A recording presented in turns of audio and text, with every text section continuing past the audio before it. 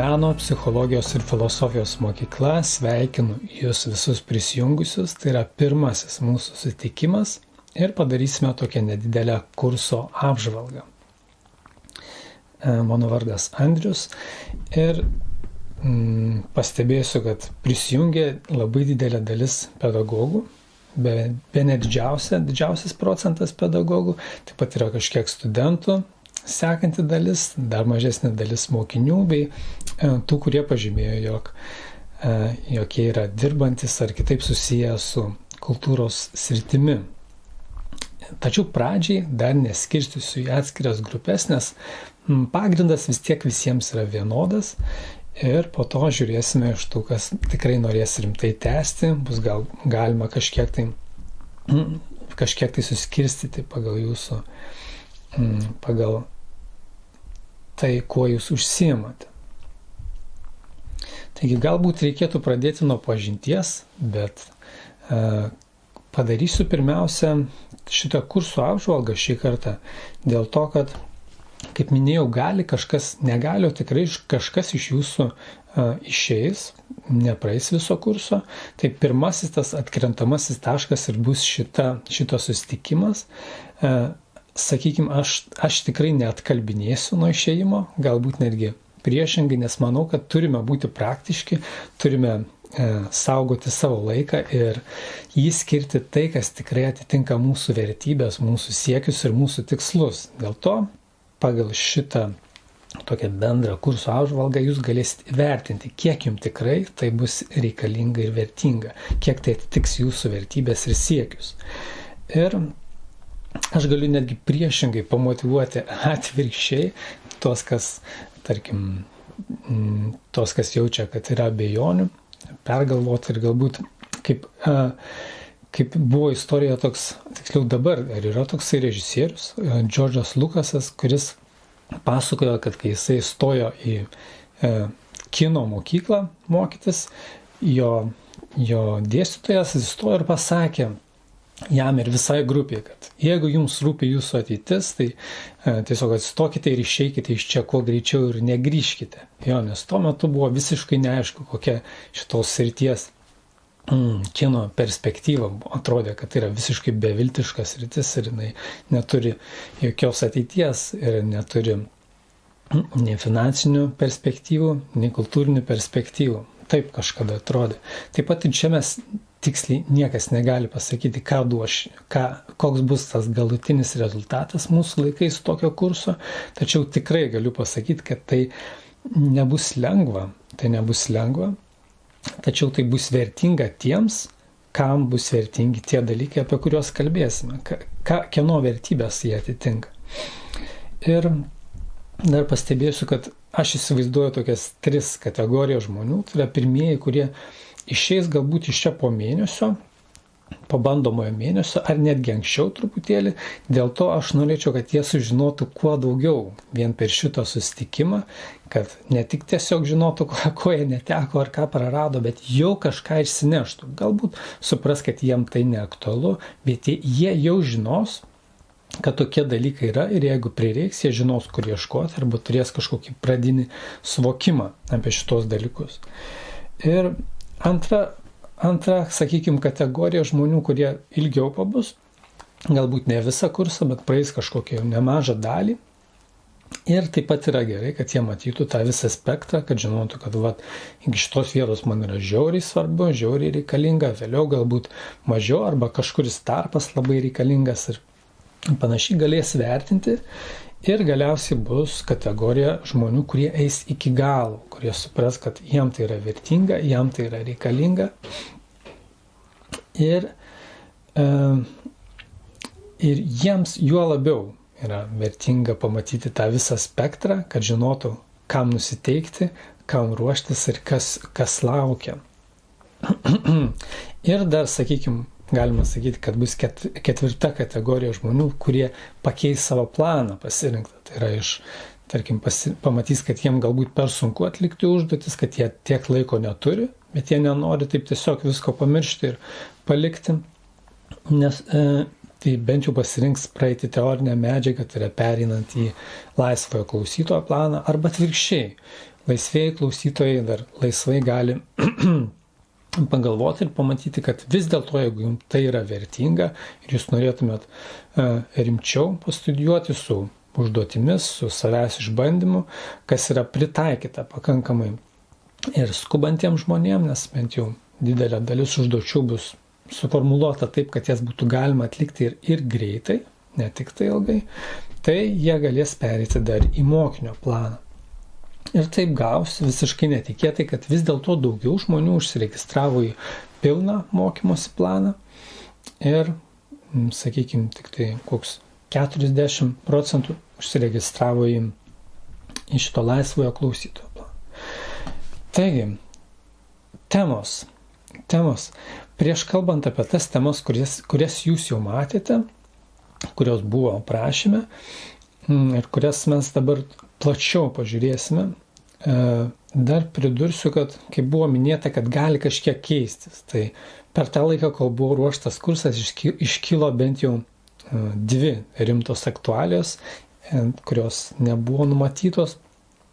Ir dar viena papildoma mintis tokia kilo.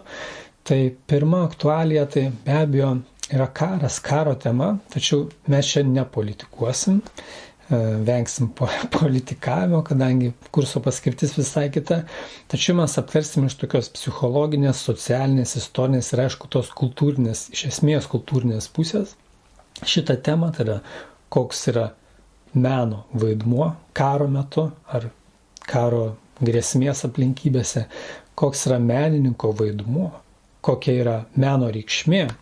Ir taip pat galima pastebėti, kad ar okupantai, ar užkariautai visais laikais pirmą bandydavo sunaikinti tą kultūrinį paveldą, sunaikinti kultūrinės vertybės arba jas išgrobstyti ar panašiai. Dėl to, kad visą laiką buvo žinoma, jog menas, kultūra tai yra tai, kas jungia kaip perlų vėrinį, jungia siūlas, kurio gal ir nesimato, bet jis yra esminis. Jeigu jį ištrauki, tai subyra viskas, kas yra vertinga. Taip pat ir menas, kultūra, bendrai visuomenė jungia ir sustiprina, suriša tą kultūrą į žmonės, jų veiklas padaro vieningas. Tai yra tiek svarbus tas meno ir kultūros reiškinys, ypatingai kažkokiu grėsmės momentu jis gali būti labai labai stiprus, labai stiprią vertę turėti. Taigi, dar viena tema, atsiprašau.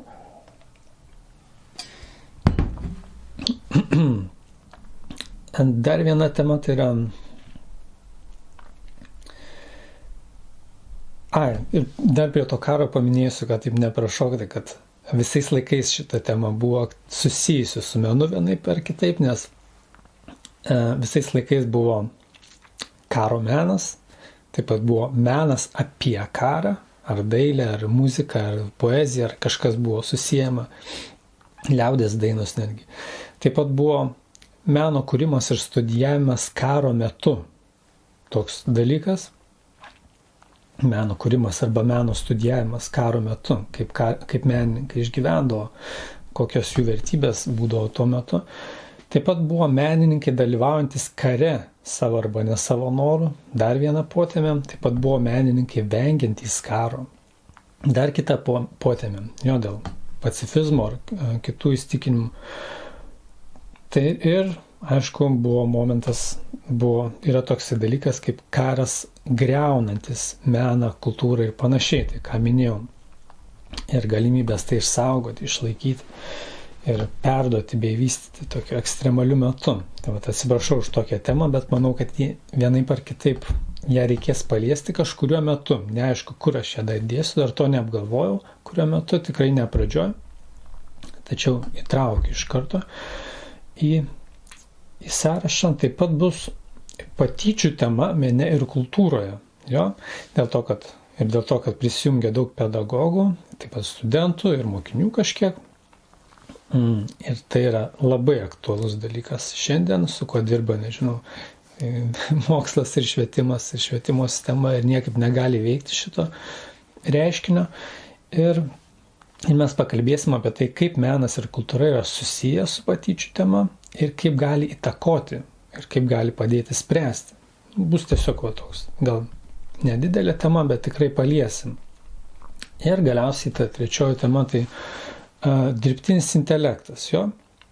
Nes nors tai yra, iš esmės tai yra senas dalykas, tačiau dabar jis ypatingai stipriai kaip liečia kultūros ir meno sritį, nesgi yra tokios prognozės, kad bus dideli darbo vietų netekimai ir panašiai, dideli pasikeitimai, kas netgi jau vyksta kažkiek tai truputėlį.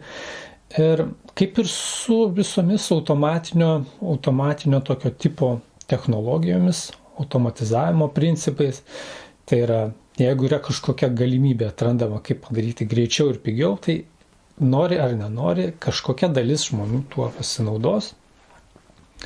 Tai yra nieko naujo, bet iš kitos pusės, kitoje rankoje turime tai, ką tą pranašumą meno ir menininkų.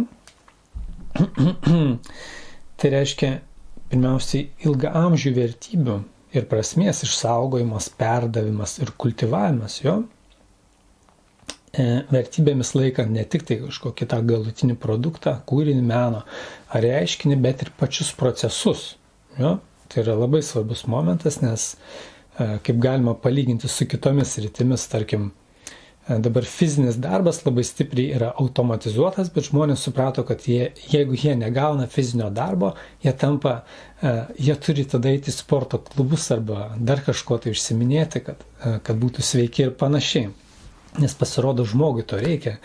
Ir tas pats klausimas yra su kūryba ir kūrybiniu ir intelektualiniu darbu. Ar jį automatizavus, ar tikrai visuomenė bus sėkminga, ar tikrai bus laiminga ir ar tikrai bus sveika. Bet toks klausimas. Kad kai kurių dalykų pakeisti neįmanoma arba juos pakeitus bus blogiau. Va toks pastebėjimas ir apie tai galima pakalbėti. Ir tai tikrai reikėtų kalbėti jau šiais laikais mokiniams ir apie tai galvoti mokytojams, dėstytojams ir perduoti, apie tai galvoti tiems, kurie jau yra meno kultūros sričių profesionalai. Tai ir toliau mes turim tas temas, kurios buvo išvardintos kurso aprašyme. Tai yra, paminėjau, kad jom bus, aišku, suskirstyti į tuos, kaip pavadinau, 3 kursus. Tai yra pirmas, tas visas pagrindas, tai yra teorinė medžiaga, visos tos temos, kurias praeisim ir po to tokios praktinės dalys. Aišku, praktikos kažkokių užduotėlių bus ir iki to, bet jos bus, kaip minėjau, tokios labai lengvai pritaikomos ir skubantiems žmonėms. Tai yra, kad jeigu tu turi tik 5 minutės, įmanoma bus padaryti ir per 5 minutės, jeigu turi, tarkim, pusvalandį, valandą ar pusę dienos, tu gali daryti ir tai bus irgi naudinga. Bet tas pagrindinė praktinė dalis bus tik tai praėjus teorinę bazinę dalį. Ir tik tai tiems, kurie bus pasirinkę tą mokinio planą pilną. Ir galiausiai ta bazinė programa, sudaryta iš 7 blokų, bus tokia. Jūs jau perskaitėt, tikiuosi daugumą, bet dabar truputį siūlau paanalizuoti giliau, tam, kad mes suprastume, kas už tų temų slypi, kas ten per mokymas bus. Taigi, pirmoji tema pagal sąrašą yra meno paskirtis ir sąmonės lygiai. Tai yra, galima sakyti, pati svarbiausia ir esminė tema iš viso kurso, netgi sakyčiau, pagal reikšmę, 60-70% sudaranti viso to, ko mums reikėtų išmokti. Ir visa kita yra taip susiję, kad eina iš to. Išsiskleidžia iš to, galbūt jau kitais aspektais, konkrečiais kažkokiais praktiniais, bet būtent iš šitos temos viskas išeina ir netgi ją pristatyti yra pakankamai sunku, nes tai yra plati tema ir reikės skirstyti tikrai ne į vieną susitikimą, į keletą, bent jau paskui žiūrėsime, kaip jums seksis, kokie klausimai kils, kiek reikės dar labiau pasigilinti, galbūt.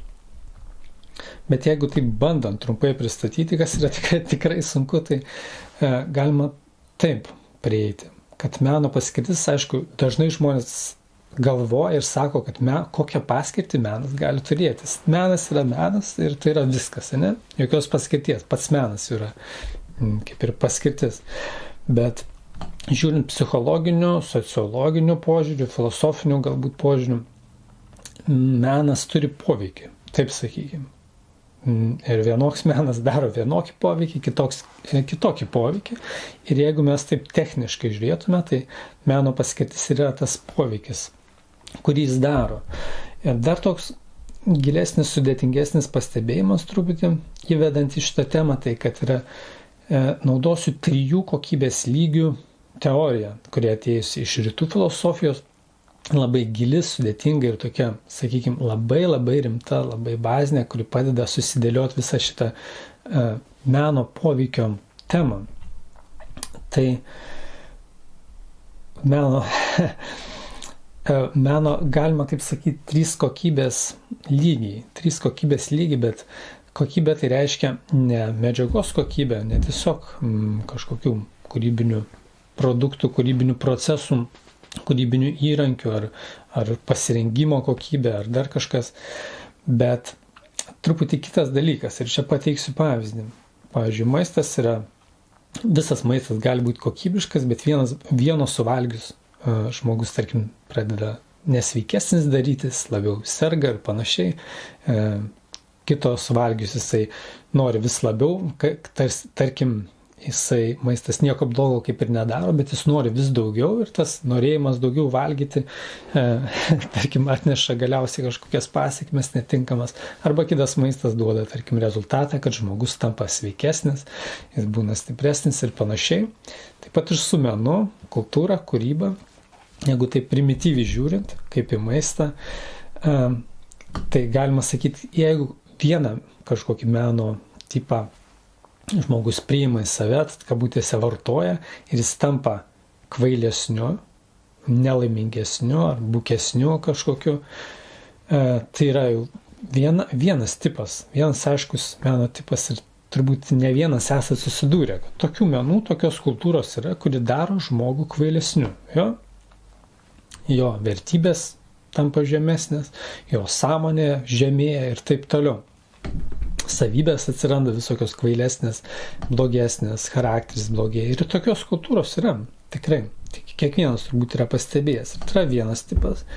Kitas tipas yra žmogus tampa protingesniu, išmintingesniu, dorybingesniu, sąžiningesniu, jaučia prasmę labiau gyvenime, jaučia pilnatvę, jaučia ramybę, harmoniją, labiau gerbia kitus ir taip toliau. Visai kitas tipas, ne? Ir tokių menų yra, kurie taip veikia žmogų.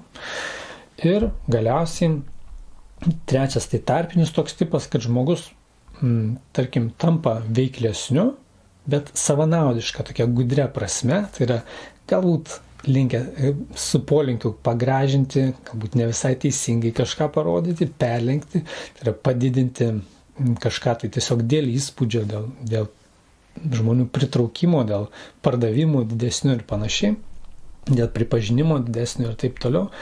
Ir iš šito dar išeina auga poreikiai didesni po žmonės darosi, didesnis tas, sakykime, pavydas, matant kažką, ką kiti turi. Meno toks gali būti poveikis. Taip pat prisirišimai auga, noras išnaudoti, pasinaudoti ir menas taip gali veikti žmogų. Tai yra dar trečias toksai modusas.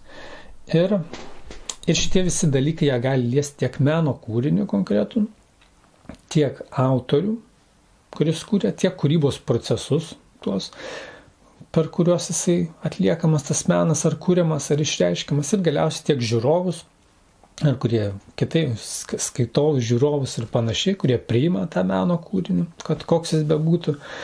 Ir galiausiai įvairias tarpinės grandis, sakykime, taip, kurie vienaip ar kitaip irgi dalyvauja tam visam meno kultūros kūrybos procese. Ir taip pat tie 3 moduliai, jie gali liesti tiek formą, tiek turinį, tiek sąlygas, aplinkybės, nes tarkim, Forma gali būti, ideali, jin yra labai išdirbta, protinga, graži, bet turinys gali būti visiškai nelabai, tiesiog gražus įpakavimas, bet vidus ne kažką, visai kitą poveikį gali atlikti, kaip, pavyzdžiui, šiems laikams prisimenant, kai buvo propagandinis menas, politinė propaganda, forma gali būti nuostabiausia, ar tai skulptūra, ar tai dainos, ar literatūra, ar kažkas, bet turinys toksai, kuris visą visuomenę greuna jos vertybės, kuris apgauna viską. Štai tiesiog toks grubus pavyzdys. Arba atvirkščiai gali būti. Turinys gali būti nuostabus, tiesiog gilus, prasmingas, visa kita, bet forma tokia, ne kažką, neprofesionali, galbūt mėgėjiška ir panašiai. Ir aišku, gali būti mišrus variantai, kai yra kažkiek, tiek kalbant apie tos 3 modulius, gali jie būti sumaišyti truputėlį, biškito, taip pat ir forma gali būti truputį, kažkiek joje gali būti ir geresnių bruožų, ir blogesnių, ir turinėje taip pat. Tai sakykime tiek apie šitą pirmąją temą, gal ilgokai, bet kaip sakiau, tai yra labai svarbi tema. Pasižymėjau, kad 50% viso kurso, bet gal ir daugiau, bet ne pagal laiką, bet pagal tą gylį, kiek tai yra svarbu. Ir sekanti tema. Sekanti tema tai yra kūrėjo socialiniai vaidmenys ir atsakomybės. Bet jau pagal sąrašą, jeigu neperšoksim kažkur kitur, tai yra irgi labai svarbi tema ir išeina iš tų pačių 3 modulių, 3, sakykime, poveikio ir kokybės tipų, tik jau per kitą prizmę, per būtent socialinę.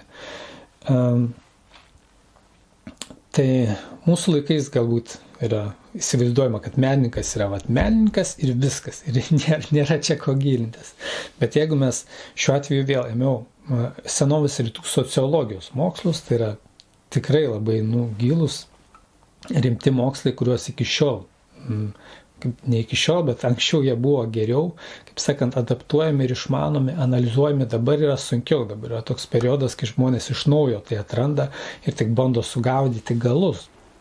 Bet aš asmeniškai tai pakankamai ilgai studijavau, todėl manau, kad tikrai verta įsigilinęs ir pamatęs, kiek ten yra vertingos informacijos ir kiek padeda susigaudyti mūsų laikams. Tai yra tikrai verta įtraukti šitą temą. Ir kas nesupranta, apie ką kalbu, truputį pateiksiu tokius paprastus pavyzdžius. Kas yra tie socialiniai vaidmenys ir atsakomybės kūrėjui, menininkui. Galima netgi pasakyti ir meno kultūros žiūrovams, gerbėjams, mėgėjams arba tiems, kurie susiję, įskaitant mokytojus, dėstytojus. Tai labai grubiai, paprastai sakant, būtų 4 tokie tipai. Pirmas, menininkai, amatininkai. Tai yra žmonės, kuriem mene, kultūroje svarbiausia yra medžiagos, technologijos, darbas su to medžiagom, su technologijom, su konkrečiom technikom, su procesais ir jie meną ir mato būtent taip. Tai yra labiausiai investuoja save, savo laiką, savo mintis.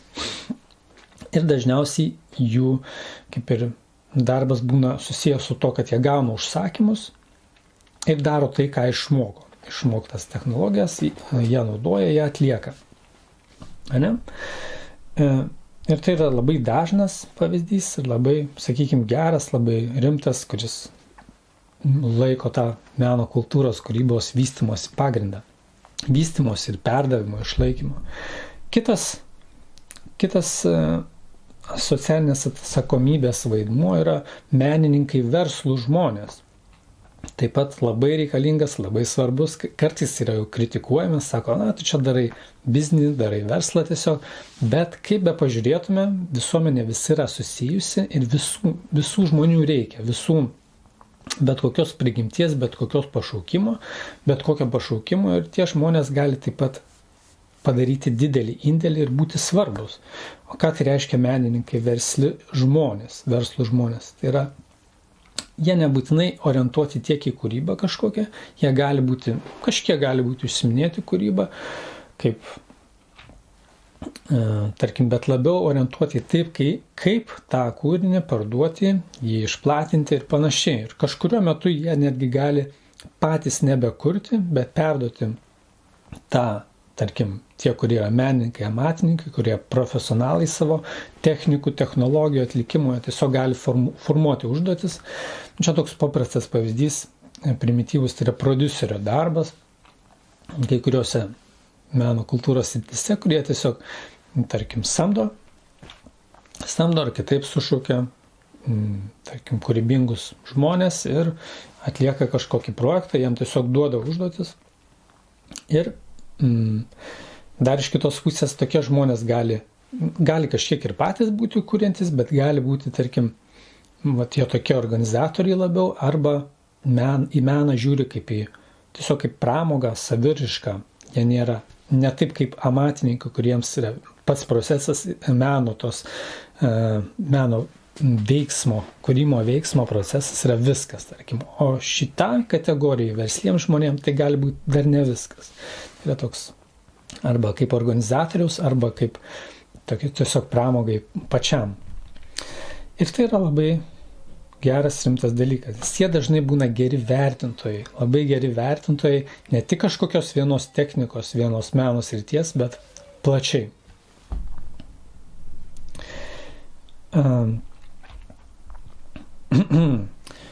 Sekanti kategorija tai yra menininkai lyderiai. Labai unikali, specifinė kategorija ir pastebima, bet dažnai mūsų laikais, tarkim, studijose, moksluose yra dažnai nuvertinama, nebent įtraukiama grinai į studijas kažkokia viena, tai papildoma kaip meno vadyba ir panašiai. Čia susijęs su tais menininkais versliais žmonėm, bet labiau dar toliau lenkiama link to, kad žmogui svarbiausia ne pats tas kūrinio pardavimas, išplatinimas ir pajamų gavimas, bet jam svarbiausia, ar pasimėgavimas tuo kūriniu, bet jam svarbiausia yra toks sudėtingesnis, komplikuotesnis dalykas, tai yra vadovavimas, tai yra, kad jis turi idėjas arba jas gauna iš kažkur, jis jas nori padaryti taip, kaip jis nori. Tai yra vadovo, lyderio pozicija. Ir primityviausias, atsiprašau, ne primityviausias, bet toks išraiškingas pavyzdys yra režisūra. Taip? Truputį kitaip nei prodiuserio darbas. Tas, aišku, tai yra susiję dalykai arba kartais perspinantis, bet jeigu taip žiūrint teoriškai, režisūra, kino ar teatro, tai yra, kad neužsakomoji režisūra, nes būna užsakomoji, kaip prodiuseris tiesiog pasamdo režisierių ir tu režisierių tiesiog turi padaryti tokį darbą, tau duodam scenarijų, duodam aktorius, duodam finansus ir tu padaryk savo darbo dalį, kaip mes norim, bet būna kitas variantas, kaip pagrindinis asmuo būtent būna režisierius ir jisai susiranda prodiuserius ar kažkokius finansuotojus, kurie remia jo projektą, jau finansinės galimybės ir kitas suteikia ir jisai tada atrenka aktorius galbūt arba perduoda tai kažkam, bet pagal savo jau nuožiūrą jis nori viską suvaldyti, viską sukontroliuoti ir jo tas pagrindinis tikslas, pagrindinis arkliukas būna konkretus rezultatas, labai tiksliai taip, kaip jis nori. Ir aišku, procesai irgi tiksliai pagal jį turi būti. Jis turi jau kažkokį savo stilių, savo specifiką ir galbūt jisai nėra kažkokio meno vieno amato specialistas, kažkurio iš, tarkim, tų tiesioginių, bet jis yra, jo menas yra būtent tas organizavimas, tikslus organizavimas konkretaus meno kūrinio padarimui. Tai va. Ir tai yra labai rimtas, labai toks specifinis ir, sakyčiau, komplikuočiausias, sunkiausiai išugdomas, sunkiausiai, sakykime, lavinamas, bet ir vienas vertingiausių, tokių, socialinė prasme, nes jie būna įkvėpėjai paskui daugybei kartų. Jo, tai gali būti ir skulptorius, gali būti ir ne tik tai režisūra, tai yra platus dalykas, bet neįsiplečiant per daug, mes taip analizuosim ir sekantis yra paskutinis, tai yra menininkai intelektualai, dar kita kategorija, kaip kad pirmiesiant buvo svarbiausia meno technologijos, medžiagos, antriems galbūt pardavimas, tas verslumas, išplatinimas, pasitenkinimas tuo menu, tretiems konkretus vadovavimas meno procesuose, Ir galbūt, aišku, irgi jie yra geri vertintojai, tie lyderiai. Ir gali naudoti irgi kažkiek pramogai ir saviraiškai. Ir galiausiai menininkai, intelektualai, tai yra mąstytojai, filosofai, mokytojai ir dvasininkai. Yra tokios kategorijos. Dar išsiskirsto visiškai skirtingai, bet taip grubiai viena, menininkai, intelektualai. Jiems svarbiausia yra pats turinys. Pats svarbiausias, ne pardavimas, ne pati technika ir technologija, ir net ne vadovavimas, bet pats turinys, kurio jie gali net neatlikti, arba gali atlikti neišbaigtai, gali tik teoriškai, gali tik galvoje atlikti, gali tik tai eskiziškai atlikti, arba dažnas pavyzdys tiesiog tie, kurie rašo scenarijus, tie, kurie rašo knygas, tie, kurie, sakykime, būna įvairiai, aišku, kuria konceptus kažkokius, kuria eskizus ir panašiai, jo. Tokių daug buvo ir tarp dailininkų, ir tarp įvairių skirtingų kitų sričių specialistų, jie buvo būtent, taip bendrai žiūrint, atrodo tiesiog menininkai, bet jeigu pagal tas 4 sritis ir iškėja, kad jie buvo tie menininkai, intelektualai, filosofai, grinai tokie kūrėjai intelektualinė prasme. Jiems svarbu yra pačio turinio detalės, smulkmenos ir jau tokie sudėtingesni uždaviniai kaip to turinio ir kūrinio sąveikos su visuomenė, poveikis visuomenė, jau galvoja apie sudėtingus visokius dalykus, reiškinius. Ir tai yra galbūt, sakykime, jau pats svarbiausias vaidmuo, bet jis yra ir pats rečiausias turbūt ir jis yra, sakykime, labiausiai nutolęs nuo tų tiesioginių tokių išraiškų. Bet jeigu turim visus šitos asmenys, dėl ko aš juos siūlau gilintis, nes jūs būsite kažkas vienas iš jų labiau galbūt, tačiau gerai žinoti visus, nes su visais teks, jeigu jūs būsite meno, kultūros, kūrybos srityse, jums teks su visais draugauti, bendradarbiauti, teks su visais turėti reikalų ir labai yra gerai pažinoti. Nes čia pasižymėjau, kad verta žinoti, kokios atsakomybės kam iš jų krenta, kas padeda kuriam, kas kenkia, kas įkvepia, kas supainioja, kas padeda tobulėti kuriam. Skirtingi dalykai, vienam vieną, kitam visiškai kitą. Ir kabutėse, kas padeda degraduoti, nes taip pat yra dalykai, kurie vienam gali, kaip sakant, padėti tobulėti, o kitą gali nuvaryti kapus, tas pats dalykas. Tai žinant tas prigimtis, tos tipus tokius socialinius, kurie eina iš psichologinio, filosofinio to žmogaus, iš prigimties psichologinės, sakykime, ne filosofinės, o fiziologinės ir psichologinės prigimties. Tai yra praktiškai gimti dalykai ir jie truputį gali laviruoti ir taip pat gali būti maišytos tos prigimtis, bet kažkuri viena vyrauja ir žmogus gali ją vystyti, jeigu jisai supranta, suvokia tai sąmoningai, arba gali užgožti ir jaustis kažkaip ne savo vietoje visą laiką. Atrodo, menininkas, bet kažkas ne taip, kažkas ne ten. Ir arba jam pasiseka kažkaip nesąmoningai, tiesiog intuityviai atrasti tą savo sferą, arba nepasiseka, jis kenčia, kankinasi. Ir todėl, manau, tai ir mokytojams, ir pedagogams labai svarbu žinoti šitos dalykus, kur vesti vaikus, kaip juos atskirti, kaip padėti būtent tą jų prigimčiai augti, kurie jie turi. Ir neslopinti, ir nestumti visai kitą prigimtį, kurie galbūt jų nėra pagrindinė. Ir supažindinti su visom, aišku.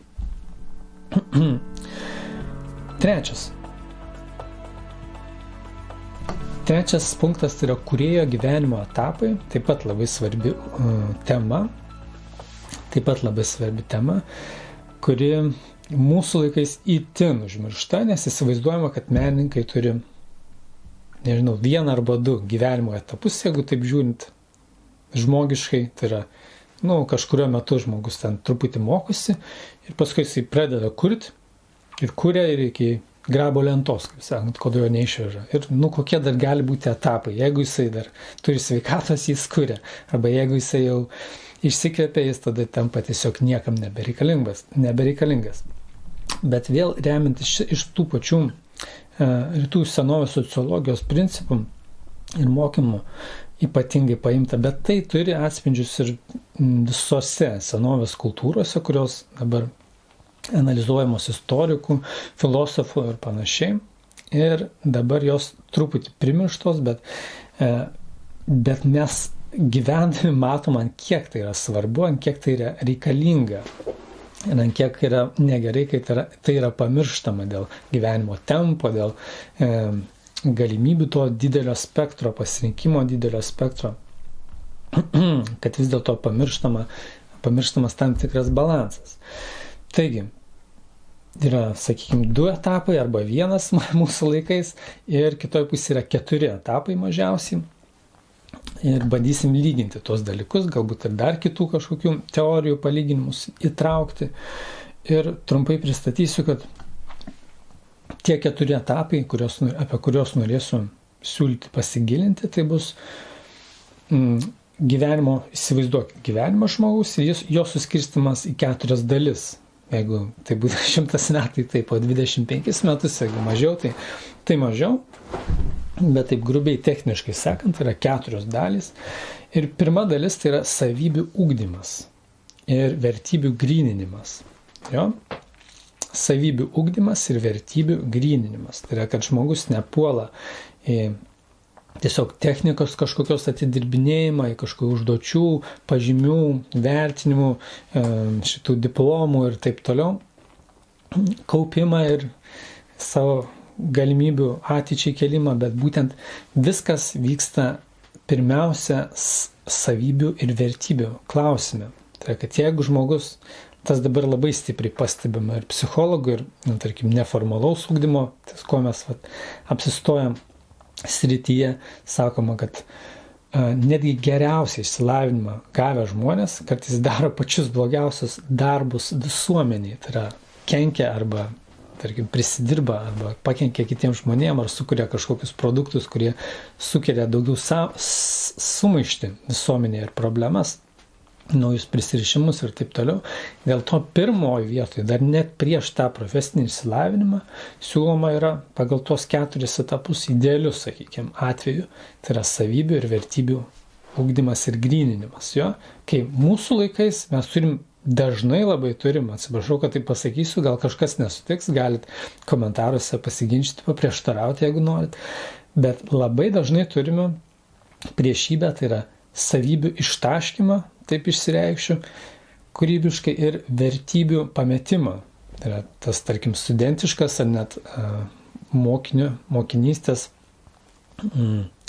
gyvenimo etapas yra dažnai susijęs su išbandymu ar įvairių, sakykime, žalingų dalykų, žalingų priklausomybių ir tai laikoma norma, bet rezultate galbūt tai yra įdomu jaunimui ir tai yra galbūt kažkiek natūralu. Visuomenė išbandyti tai, kas draudžiama, arba išbandyti visokiausius kraštutinumus, bet pasiekmė būna tai, kad netenkama gerų savybių, charakterio savybių, asmenybės savybių ir vertybių. Vertybės krenta žmogaus, jeigu jam atrodė, kad net būnant vaikui atrodė aišku, kas yra gerai, kas yra blogai, paskui tai keičiasi. Tai, kas buvo nelabai gerai arba netgi blogai, tampa visai normaliai. Ir taip vien dėl to periodo pametimo žmonės dažnai, kaip matom, baigia mokyklas, baigia universitetus, turi depresiją, turi nerimo sutrikimus, nes jie tiesiog išeikvojo save, perdegino save ir galiausiai pametė įvairias vertybės, savybės ir tikslus. Arba jų net nepametė, o net neturėjo ir neišugdė. O čia priešingai, siūloma pirmąjį gyvenimo etapą skirti būtent tam. Atsiprašau, kad taip išsiplečiu, bet čia yra esminis, nes iš to gyvenimo etapos eina viskas ir mes aptarsim, ką daryti, kaip prie to prieiti, kaip privesti mokinius ar vaikus savo ar jaunimą ir ką daryti, jeigu mums jau tas etapas pirmasis galbūt senai praėjęs, ar galima kažką pasivyti, ar galima kažką pakeisti dar. Taip, sekantis etapas yra, čia pavadinau tai, prasmingas ir nesavanaudiškai produktyvus etapas. Tai yra jau grinai ta profesinė veikla, galbūt ir susijusi dar su mokymusi profesiniu ir jau su konkrečių produktų visuomeniai darymu,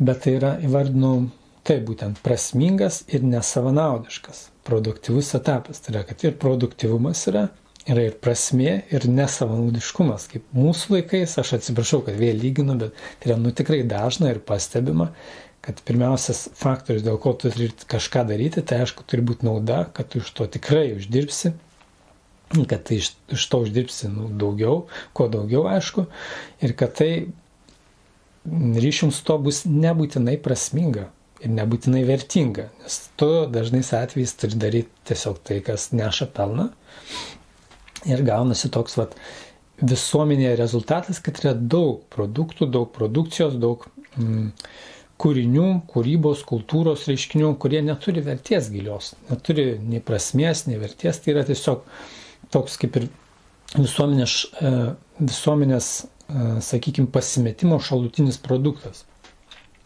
Didelis šalutinis produktas, kaip mašina, tarkim, dega kuras, yra išmetamos dujos. Ir jeigu jų labai daug išmetama, tai yra per daug teršiama visa aplinka ir stengiamasi kuo mažiau, kad būtų kuo daugiau to reikiamo produkto, tai yra energijos, ir kuo mažiau tų kenksmingų medžiagų išmetama. O pas mus gaunasi dažnai atvirkščiai, kad labai daug to, ko nereikia, ir labai mažai to, ko reikia.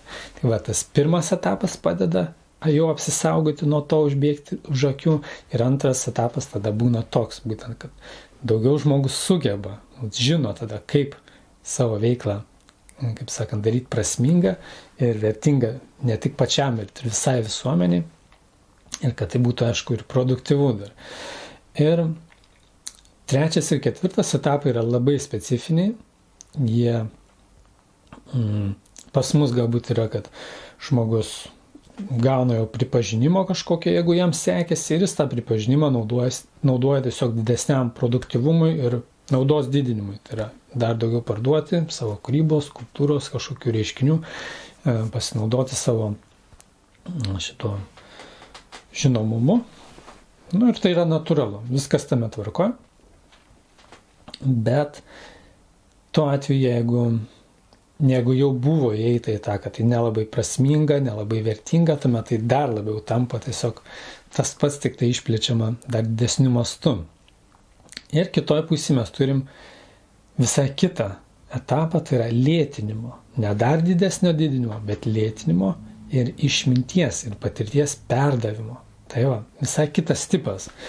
Jeigu taip žiūrint, tai yra lėtinė, ir tu perduodi lėtinį produktyvumą, mažinį, ir tą atsirandantį laiką, tu daugiau skiri, kad perduodi tai, ką tu tikrai vertingo ir prasmingo sužinojai ir įgyjai, o kadangi tu ir ugdėjai savybės, jeigu einant pagal tuos etapus, ir vertybės ugdėjai, ir tu atlikai prasmingą ir nesavanaudišką tą produktyvę veiklą, tą etapą praėjai, tai tu tikrai turėsi ką vertingo ir prasmingo, išmintingo perduoti kitiems. Ir kadangi tu toks būsi, tu automatiškai tampi vertingas visuomeniai. Ir kaip sakant, galėsi joje būti išsilaikyti. Toks jau natūralus ryšys atsiranda, o ne tiesiog dėl kažkokios šlovės, garbės, ir kad tu tampi kaip produktas, kurį tave gali kiti pardavinėti ir iš tavęs pelnytis. Čia visai kitas jau dalykas. Ir galiausiai ketvirtas etapas, tai pas mus dažniausiai būna toks, kad žmogus aria tada arba varo iki galo, iki grabo lentos, kaip sakau, atsiprašant, arba tampa nereikalingu, jeigu jis jau per senas, jeigu jis jau sveikatos neturi. Tačiau kitoj pusėje mes turim, pavadinau taip, tobulumo ir atsiribojimo etapą. Tai yra, kai žmogus atsiriboja net nuo savo tos sėkmės, nuo savo tos šlovės, pripažinimo, garbės, žinomumo ir prisirišimų prie viso to, aišku, galbūt netgi nuo pelno ir panašiai. Ir kas čia per etapas, kam jo reikia, kodėl, jeigu tu tapai žinomu, tapai garsiu, tu tapai tavo kūriniai šlovinami, tu vaikštai per gatvę pasipūtęs ir tave visi, žodžiu, nori užkalbinti ir visi džiaugiasi tave matydami, kam reikėtų tai riboti ar nuo to atsiriboti.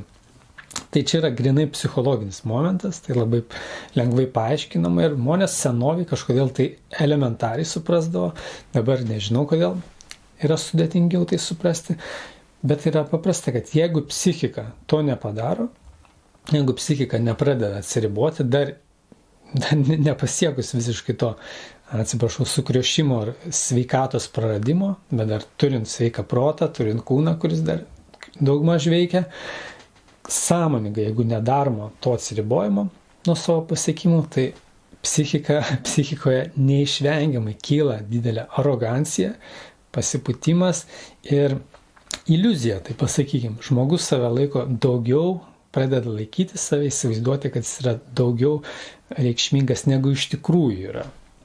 Jo, nes jeigu visą gyvenimą jį ten garbino, visą laiką jam nešė pinigus, ar ne visą laiką, bet jis jau pasiekė tokį etapą, kad jis yra reikalingas, tai netgi tada, kai galbūt jau jo kūryba nėra tokia svarbi, ar jin svarbi, ar nesvarbi, bet jisai save laiko, jau protas tiesiog taip veikia, kad jis save pervertina ir jeigu mato, kad kažkas ne pagal jį, kažkas jį per mažai galbūt įvertino, jis jaučiasi nelaimingas, kenčia ir vargina aplinkinius. Tai yra toks sudėtingas labai etapas, bet psichologijoje tai pastebima ir tai liečia visas, ne tik tai meno, kultūros sritis, bet sakykime visas sritis. Ir dar kalbėsim apie tai, kaip šitie 4 etapai, kokius turi ryšius su tais socialiniais vaidmenim, kuriuos kalbėjau. Tai yra amatininko, verslaus žmogaus, verslaus menininko, paskui lyderio menininko ir galiausiai intelektualo menininko. Ar yra kažkokie skirtumai tuose etapuose šitiems skirtingom prigimtim, ar nėra? Ar yra kažkokios kitos dar perspektyvos? Tai mes šitos dalykus analizuosim. Ir čia jau yra didžiausia dalis, kurią mes praėjom šito kurso, aptarėm trumpai. Jau mes praėjom ir aš taip pasirašiau, kad šita dalis be šitų dalykų toliau net neverta būtų gilintis. Jo? Net neverta gilintis dėl to, kad visa kita būtų kaip šakėm ant vandens. Vat, kaip minėjau, be tų vertybių, be tos esminių tokių, kaip sakant, išugdytų savybių ir tų elementų visų supratimo, visa kita būtų neišeitų sustyguoti kitų dalykų, nes viskas stovi ant šitų. Tai verta į tai tikrai įsigilinti ir, kaip sakiau, tai yra didžioji kurso dalis, šitie blokai 3. Bet jeigu būtų tik tai, tuomet irgi negerai, nes tai yra tik tai kaip kelio ženklai. Tai yra kaip kelio ženklai ar šviesoforai, o jeigu turim tik kelio ženklus ir šviesoforus, tai dar nereiškia, kad mes kažkur keliaujam, jo. Tai yra tik tokia techninė dalis, kurią reikia išmanyti, kaip kad ir negali važiuoti į rimtą ilgą kelionę neišmanydamas kelio ženklų ir šviesoforo, ne, toli nenukeliausi. Todėl ir tai svarbu, bet tai yra kaip toks techninis pagrindas, o toliau bus jų pati kelionė. Taigi, toliau eisim prie sekančios temos. Prie sekančios temos, tai yra jau bus apie turinį labiau, apie turinį ir apie tokius labiau filosofinius, psichologinius dalykus.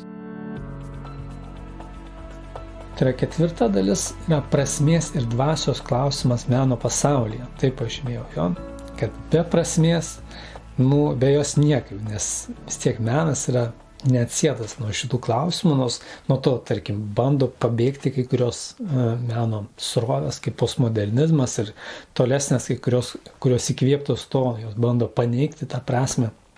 Bet tai jau irgi yra tam tikras prasmės matymas, kad pamatyti kraštutinumus. Bet čia mes ginsimės plačiau šitą temą.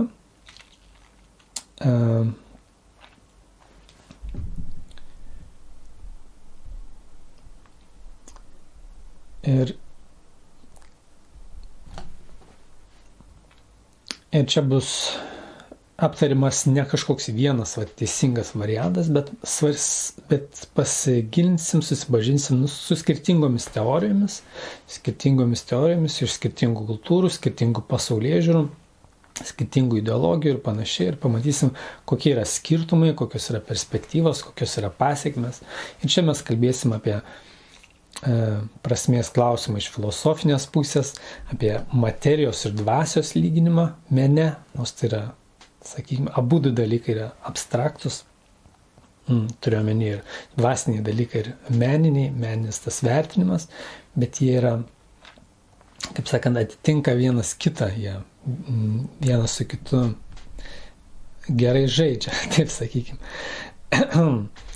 Taip pat Dievo ir absoliučios tiesos klausimas mene, kaip mes pasigilinsim, kaip tai buvo išreiškiama ir įvairiais laikais, kaip tai buvo suprantama ir koks tas santykis autoriaus galėtų būti, kaip tarkim, bendrai Dievas suprantamas dvasinėse kultūrose kaip aukščiausias kūrėjas, o menininkas irgi yra kūrėjas. Tai vat galvosim, kokios pozicijos gali būti, ar tai yra kaip kopijuotojo, ar konkurento, ar nežinau kažkojo asmenybės, kuri norės darną palaikyti su Dievu, kad ir kaip jį besuprastų, ar kaip asmenybę, ar kaip kažkokius visatos dėsnius, ar gamtos dėsnius, kurios menininkai tiesiog dažnai bando kopijuoti ir tuo grožėtis ir dar užrašyti savo vardą ant to.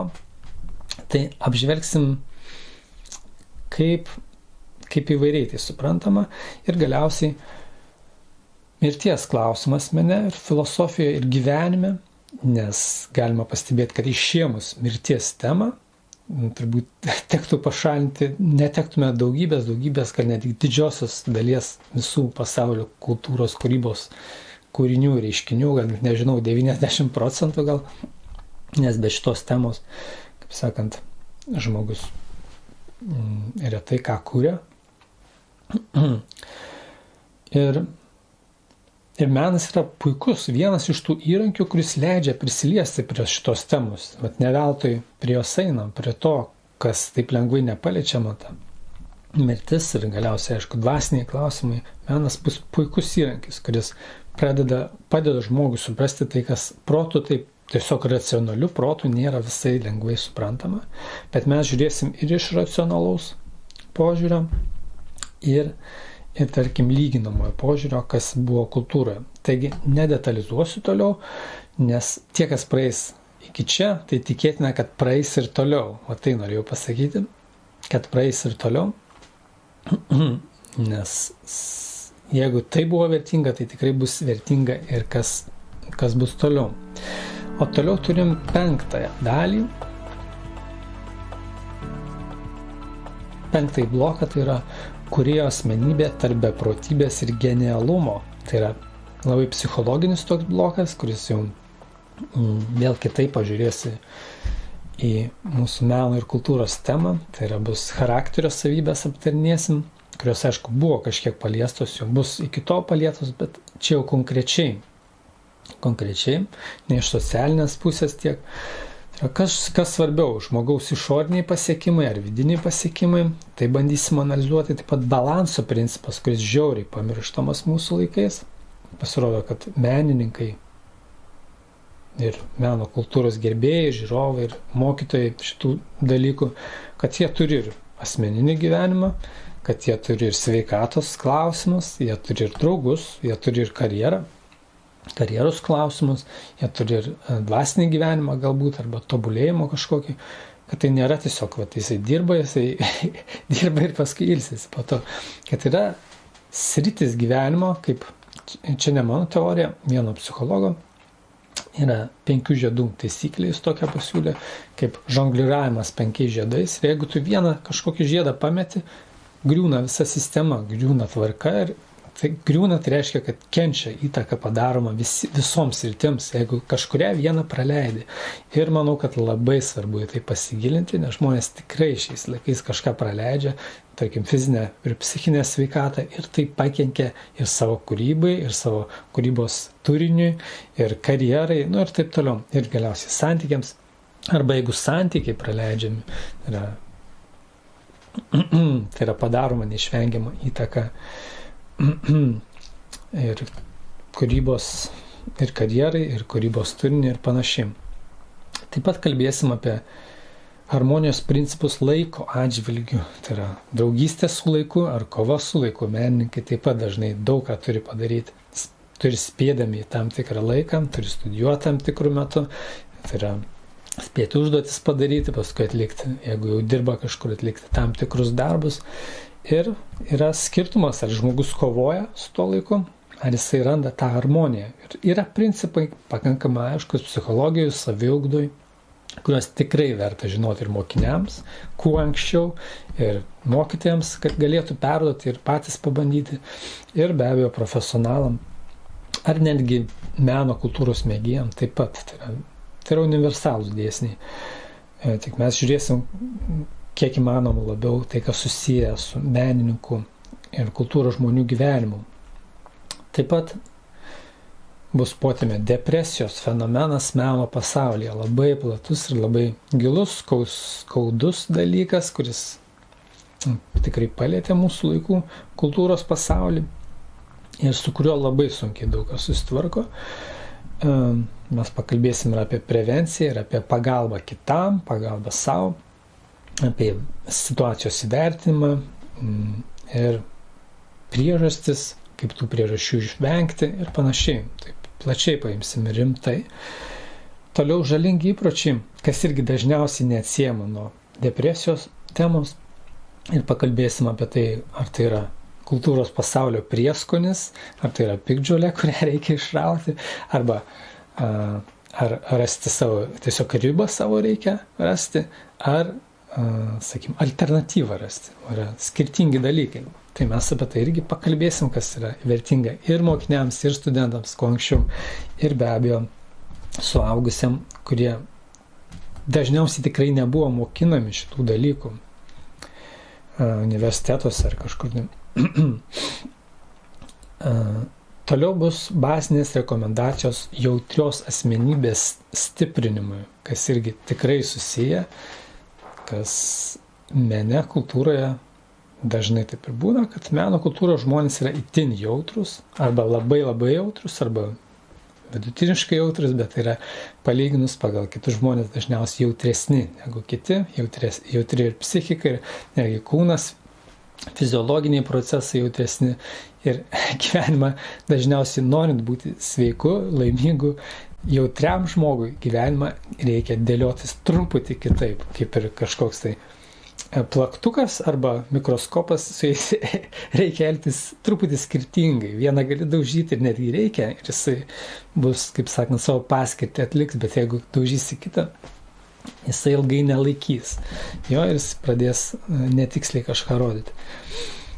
Ir jis nebeteks net savo paskirties ir prasmės ir taip toliau. Tai va, yra skirtumas. Ir mes apie tai pakalbėsim. Ir toliau netgi mityba. Ar mityba įtakoja sąmonę ir kūrybą, ir kultūrą. Jo, apie tai tokia visiškai žemiška, paprasta tema, bet pasirodo, kad jin yra svarbi, jo labiau, kad yra ir menas, maisto menas, valgymo menas, maisto gaminimo menas. Mes truputį paliesim šitos abudu dalykus, gal per daug neišsiplečiant, bet prašokti ar praleisti tikrai negalima, nes tai mes darome kiekvieną dieną. Kas mes bebūtume, kokios srities bebūtume specialistai, ar menininkai, ar mėgėjai, ar mokytojai šitų sričių, mes dažniausiai irgi neturim paruošimo tam. Tai yra pastebima, kad, tarkim, menininkas, kuriam nesiseka, kuris gyvena, tarkim, dar tik tai bando pradėti savo karjerą, kuris neįsitaiso gyvenime, jis neturi pajamų, jisai valgo bet ką, valgo bet kada. Ir menininkas, kuris jau tarkim, tapo pripažintų, kuris visur skuba, kuris turi daug užsakymų, jis irgi dažniausiai valgo bet ką, bet kaip, ne dažniausiai, bet dažnai, galbūt būna ir išimčių, žmonės galiausiai susimasto, bet tai paliečia sąmonę žmogaus ir gyvenimą. Tai yra, maistas yra tiesioginis dalykas, kuris toks visiškai tiesioginis, kuris veikia sąmonę. Jeigu tinkamai pavalgai, sąmonė jausis vienaip, netinkamai jausis kitaip. Ir tai įtakos kūrybą, o kūryba įtakos visą visuomenę. Todėl tai yra toks labai rimtas ryšys, net jeigu tema atrodo, kas čia tai yra. Bet žiūrint analitiškai, tai yra ciklas, tai yra ryšys, uždara sistema. Ir jeigu to sistemoje bandai keisti kažkokius labai išaukštintus dalykus, nebūtinai bus rezultatas. Bet jeigu keiti tai, ką tu tikrai gali pakeisti savo lėkštėj, rezultatas gali būti netgi labai didelis. Taip. Tai apie tai būtinai kalbėsim ir galiausiai laimė ar malonumai, arba malonumai ar poilsis. Ir kas svarbiau, nes dažnai žmonės nežino net, kad skiriasi tie dalykai, kad, tarkim, iš psichologinės pusės, fiziologinės, laimė ir malonumai netgi skirtingus hormonus išskiria smegenyse ir organizme. Tai yra visiškai skirtingi dalykai. Kažkokie trumpalaikiai malonumai arba tai tikras laimės pojūtis, kuris netgi leidžia žmogui atsisakyti malonumų, jam nebereikia kai kurių. O tas nelaimingumo pojūtis, tai yra, kad žmogus nuolat bando jį kompensuoti kažkokiais trumpalaikiais ir greitais malonumais. Tai yra skirtingi dalykai, kuriuos irgi, manau, būtina kuo anksčiau suprasti. Ir kol neatsirado įvairios nereikalingos priklausomybės, nereikalingi ten mąstymo modeliai ir taip toliau. Ir yra malonumai ar poilsis. Vėl šita tema dažnai pamirštama, praleidžiama, nes pasirodo ir tai skiriasi. Daug malonumų tai dar nereiškia, kad žmogus pailsi. Gali būti visiškai priešingai, žmogus turi vien tik malonumus gyvenime. Tarkim, žmonės, kurie gali tą sau leisti, kurie gavo pripažinimus, tarkim, pripažinimo kultūroje, kūryboje, paduoda savo kūrybą, yra žymus, jie gali sau leisti vien tik malonumus, bet jie jaučiasi pavargę visą laiką ir nepailsėję. Kodėl? Man pasirodo, ir tai yra skirtingi dalykai. Ir tuo tarpu žmogus, kuris gal nieko iš vis gyvenime neturi, gyvena labai taupiai, ar netgi skurdžiai, bet jeigu žino, kas yra poilsis, jis gali būti pailsėjęs visada, netgi dirbdamas daug. Jo? Tai yra rimta tema. Ir galiausiai 6 punktas. 6 blokas temų tai yra santykių, menas ir įtaka kūrybai. Kadangi perėjom praktiškai valandą šito mūsų susitikimo, tai jau truputį trumpinsiu, nes mano sumanymas yra nedaryti labai ilgų įrašų, bet kadangi čia pirminis ir toks, sakykime, kuris apima visą kursą, tai gal bus toks ilgesnis. Toliau žiūrėsiu, gal bandysiu skardyti kažkiek, tai orientuotis į 40, galbūt 5 minutės, kad jų neviršyti, arba jeigu viršyti, tai nedaug. Bet šį kartą bus truputį ilgesnis ir dar tos 2 temos liko. Tai yra santykių, menas ir įtaka kūrybai. Santykiai veikia kūrinį, nes veikia visą žmogaus gyvenimą. Ir mąstymą, ir savijautą, ir visą kitą. Dėl to, kad veikia žmogaus mąstymą ir gyvenimą, tai aišku, galiausiai mąstymas ir gyvenimas veikia kūrinį ir kūrybos procesą, arba jeigu tai yra žiūrovas kažkoks, tik tai ne pats kūrėjas, meno kultūros gerbėjas ar žiūrovas, jisai pagal savo savijautą renkasi, ieško atitinkamų meno kūrinių ir gaunasi toks ciklas uždaras. Ir arba kažko ieško konkretaus tuose kūriniuose, kaip pastebima, kad jeigu žmogus depresyvus, tai jis ieškos, nes nesąmoningai, intuityviai ieškos kažkokių depresyvių tonų meno kūriniuose, kultūroje, kūryboje ir meno reiškiniuose, ar netgi veiklose. Tai yra toks nesąmoningas dalykas, kad jis dažniausiai neieško šviesių dalykų, kurie padeda išeiti iš depresijos, bet ieškos, čia toks primityvus pavyzdys. Bet taip veikia, Ir taip tam turi labai didelę įtaką būtent santykiai. Nes žmogus yra, jo psichika veikia socialiai, tai yra socialinė būtybė, taip sakoma. Ir tai tas socialumas, socialiniai santykiai, ir turiu omeny ir asmeninį, ir šeiminį, ir visą spektrą santykių jis labai stipriai įtakoja psichiką mūsų ir savijautą. Ir jeigu yra kažkokia problema santykiuose, kažkokia spraga, tai dažniausiai žmogaus psichika yra linkusi užkaišyti tai, ieškoti kažkokiu, jeigu jis nesprendžia to tiesiogiai, tos problemos kažkokios ar trūkumo, dažniausiai ieškos pakaitalų. Ir tai bus, sakykime, kartais tai yra neišvengiama, atrodo taip, ne? Bet tai, jeigu žmogus tai darys nesąmoningai, tai gali būti pasiekmes labai nesąmoningos, kaip kad žmogus nori miegoti, bet jis eina valgyti.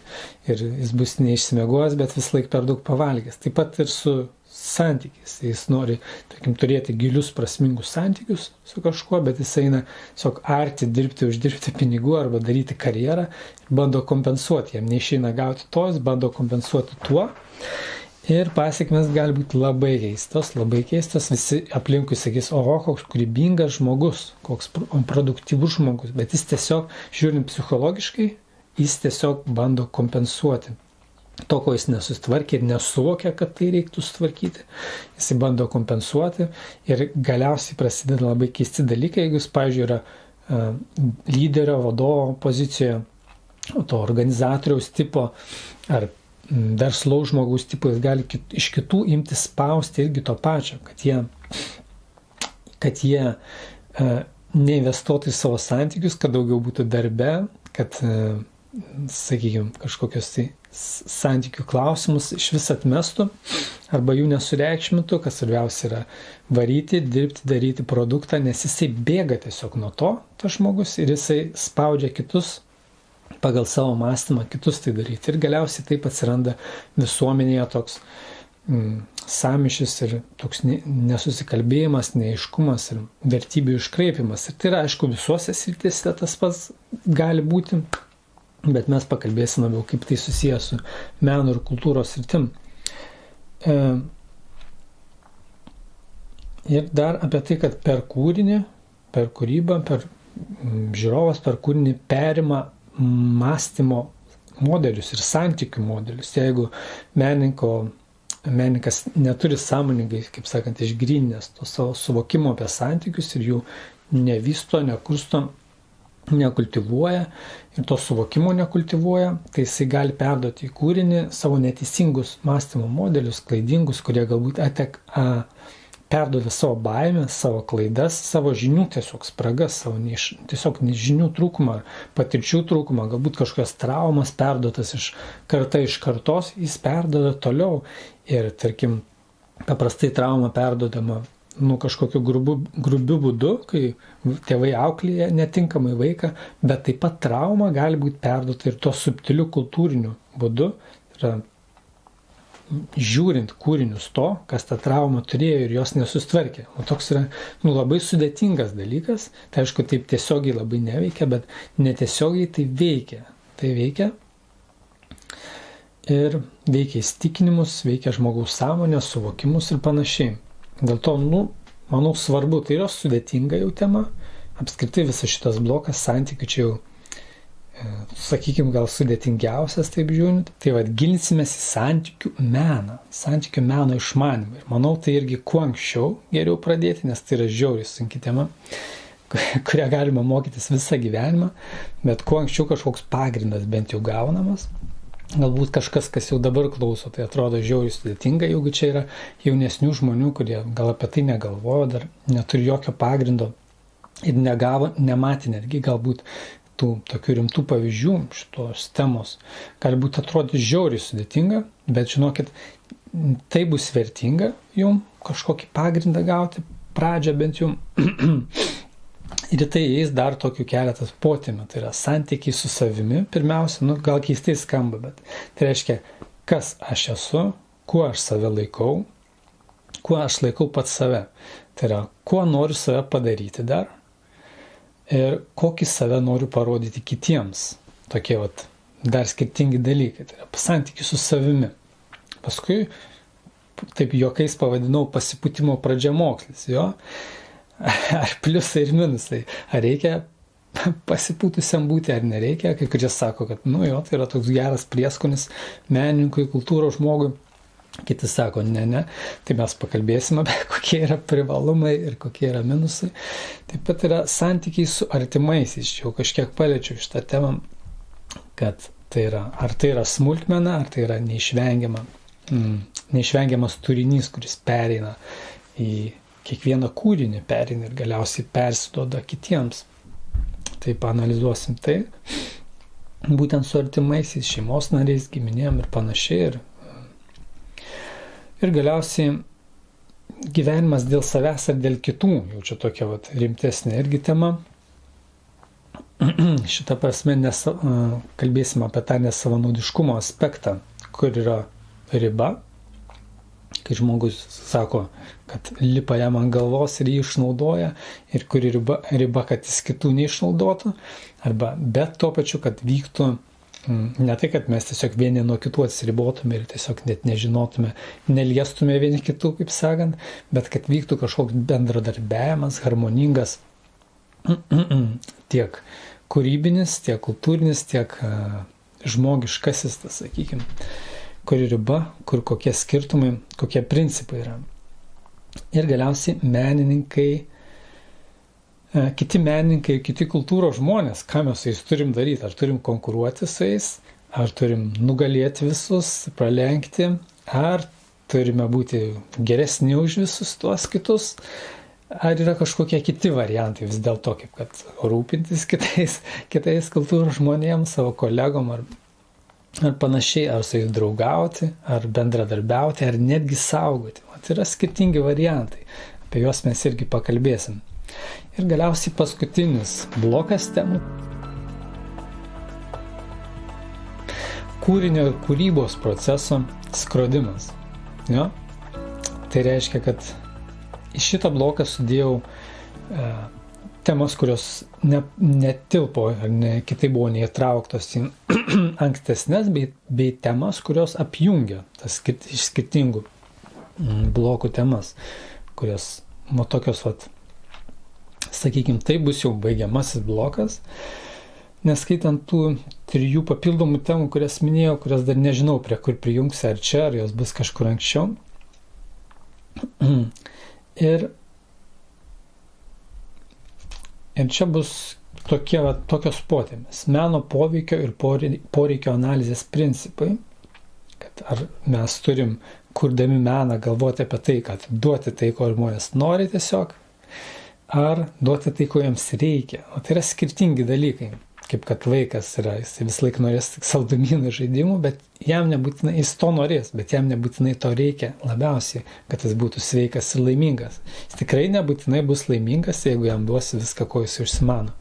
Taip pat ir žiūrėdami į kitus žmonės, mes kurdami kažkokį kūrinį ar kultūros reiškinius ar kažkokius procesus žmonėms, visuomeniai, mes irgi galim pagalvoti apie savo giminės vaikus ar artimuosius, ar brolius ir sesės, ar panašiai, ar tėvus, senelius, močiutės, bet ką, mylimuosius, kad mes esame atsakingi, kad jiems duoti tikrai tai, kas jiems bus vertinga, naudinga ir kas jiems padės gyventi ir būti sėkmingais ir laimingais. Ir tai kartais yra visai ne tai, ko jie nori, toks pastebėjimas. Ir kaip tarp to išlaviruoti, kaip vis dėlto neduoti to, ko žmogus galbūt gera, vertinga, bet jis to atsisakys, nes jam tai nepažįstama, nepriimtina, neįdomu. Kaip išlaviruoti tarp to. Galiausiai,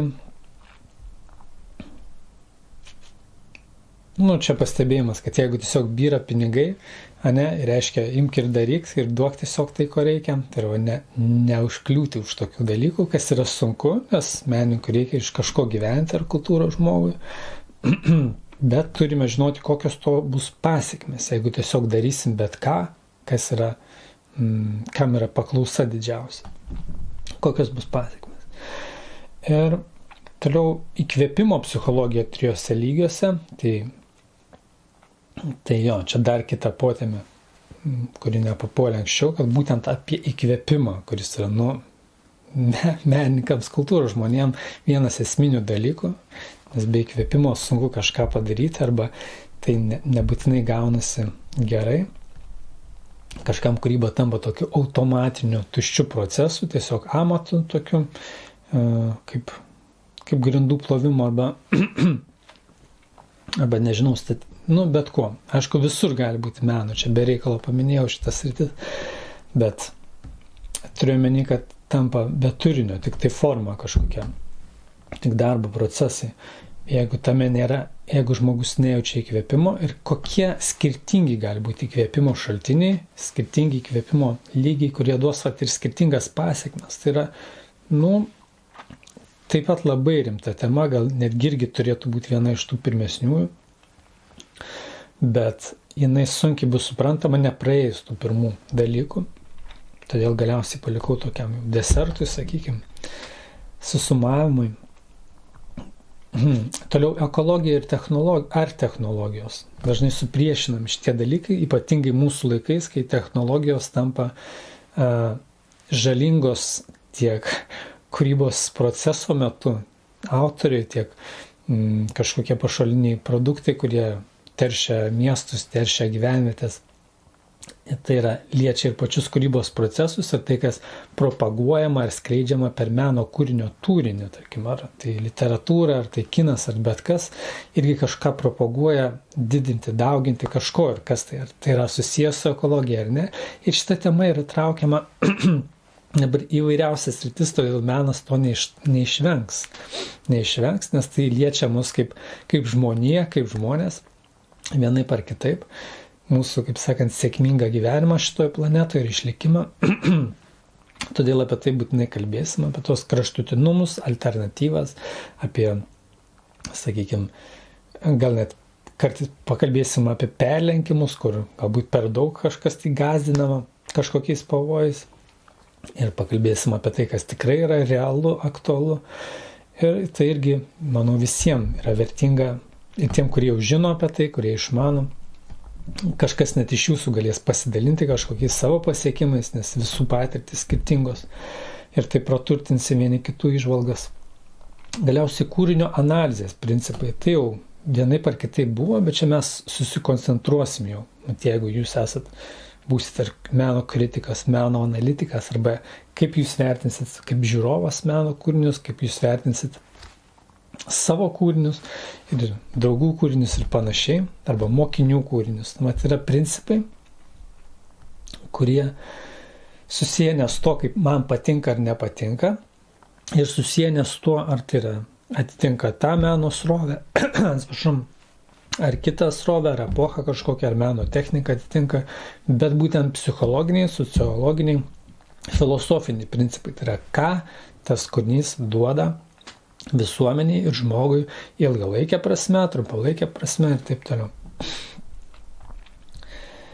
Ir toliau reklama. Jo dar reklamos temą būtinai analizuosim. Čia, aišku, susijęs su to, kad su prieš tai minėta tema, kad ar duoti ko nori ar ko reikia, bet reklama dar kitas specifiškai turi kitų niuansų.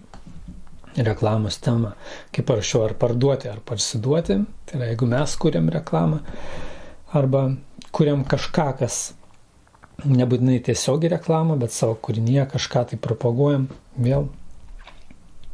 Ir kaip paminėjau, ar apgauti žmogų, ar informuoti, yra slidi riba ir apie tai tikrai verta pakalbėti, pasigilinti. Ir galiausiai nežemiški reikalai, paminėjau tokią potėmę, tai yra kūryba virš materialių tikslų, tai yra vėl sugrįšim prie dvasinių temų ir jų atspindžių mene ir tokį jau galutinį apibendrinimą jos, dar ne visai galutinį, bet tokį rimtą apibendrinimą. Pabandysim pastebėti, paanalizuoti tai, ko būsim nespėję iki to. Paskui nuogas menas, taip juokingai paminėjau, tai reiškia, kodėl, tarkim,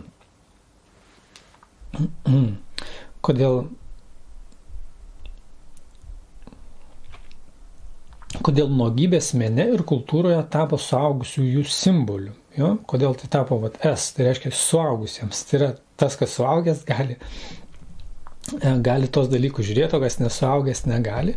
Atsiprašau.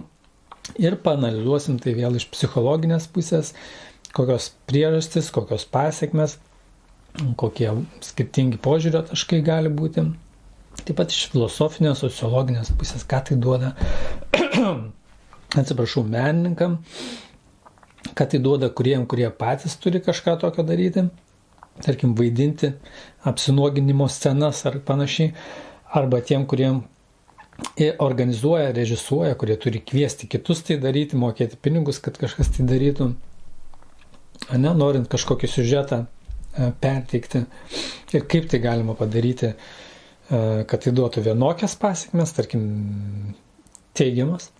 Kaip tai galima padaryti, kad tai gali duoti neigiamas pasiekmes visuomeniai, kad tokį kūrinį teks slėpti nuo, tarkim, ateities kartų ar panašiai, nes tai bus, tarkim, kažkokie perlenkti moralės ar žmogiškumo principai ir panašiai. Arba ką tai gali duoti tiems, kurie vaidino, kad jiems tai gali griauti santykius, gali griauti gyvenimus. Čia tik vaidybos pavyzdys. Tas pats gali būti visur. Ar tai būtų tapyba, ar netgi muzikoje temos, literatūroje temos kažkokios su to susijusios su gašlumu, su visas spektras nuo lengvos erotikos iki gašlumo ir galiausiai net pornografijos temos, kas irgi susiję. Jeigu kažkas klauso iš nepilnamečių ar jų tėvų, tai žinokit, kad aišku, bandysiu šitą temą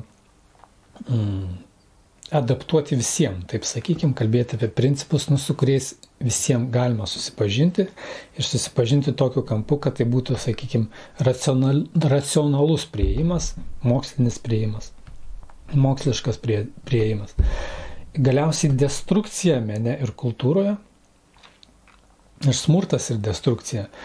Tai yra antras būdas, kuris labai pritraukia dėmesį. Jeigu, kaip prieš tai, jeigu į savo meną ar kūrinį įdedi nuogybės elementų, nesvarbu ar erotikos ar kažko sunkesnio, tas pats ir žmogaus psichika tai traukia, nes tai yra žmogaus, kaip sakant, fundamentalūs dalykai psichikoje esantis, kaip yra maistas, be maisto maistas žmogų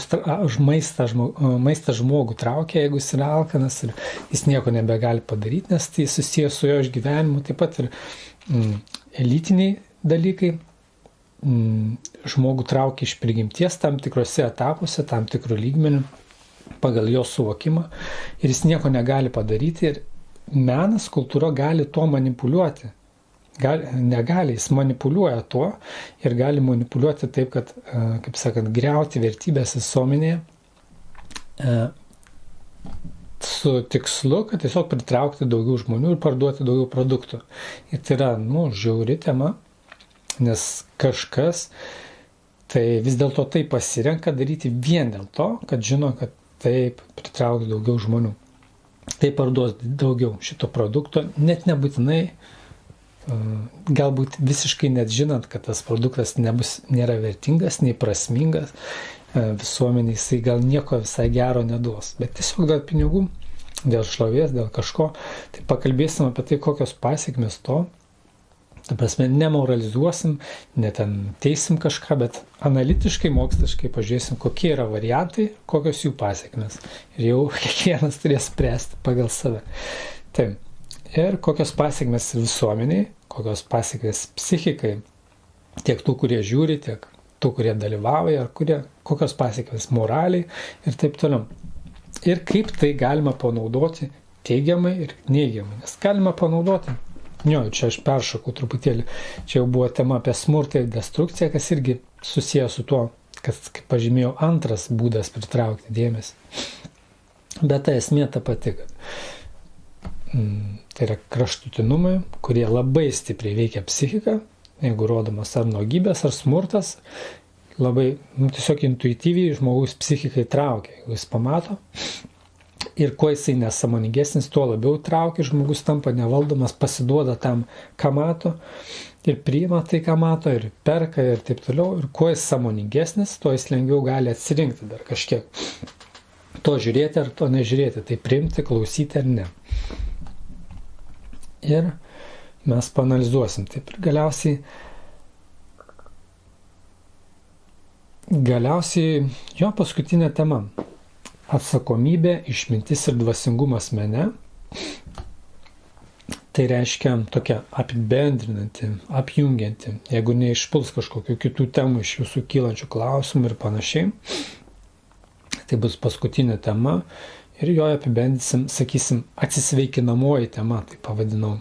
Ir po jo bus pereinama prie grinosių praktikos, kur teorija irgi bus kažkokia, galbūt irgi bus tokios paskaitos aptarimai, bet tik tai pagal temas, kurios iškils iš naujų, iš konkrečių veiklų tuo metu, iš praktikos. Ir kaip minėjau, atsižvelgiant į poreikį gali kažkiek dar pasikeisti šitos išvardintos temos, bėgant laikui. Taigi, ačiū labai už skirtą laiką. Iš tikrai sudėtinga galbūt pirmąjį susitikimą, kur tiek daug informacijos, bet, kaip sakiau, manau, tai tikrai vertinga buvo išklausyti. Jeigu kažkam neaišku, siūlyčiau būtinai užduoti klausimus komentaruose, rašyti savo nusiskundimus rašyti, ar radote kažką vertingo, ar buvo kažkas vertinga, ar nevertinga. Pasakyti, ar tiesiog pasakyti patiko, įdomu, arba neįdomu, nepatiko, neaktualu, kad būtų kažkoks grįžtamasis ryšys, kurio labai prašau, tada žinosiu, ar aš einu tinkamu keliu jūsų atžvilgiu, ar jums tai vertinga, galbūt turiu kažkokius pokyčius padaryti, o galbūt kaip tik nusiteikti, kad jums tai bus vertinga ir žinoti, kad būtent tai reikia perduoti. Tai laukiu iš jūsų atsiliepimų. Ir sekanti tema bus jau pažintis tarp mūsų. Dar tokia, kad prieš puolant jau į konkrečią medžiagą padarysim dar tokį žmogišką intarpą.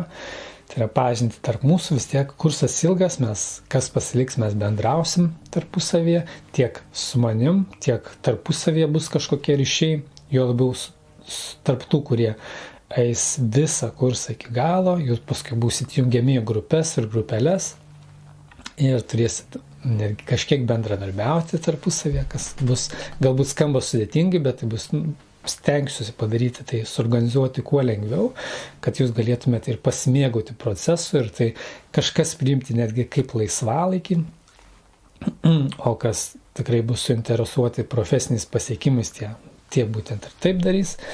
Ir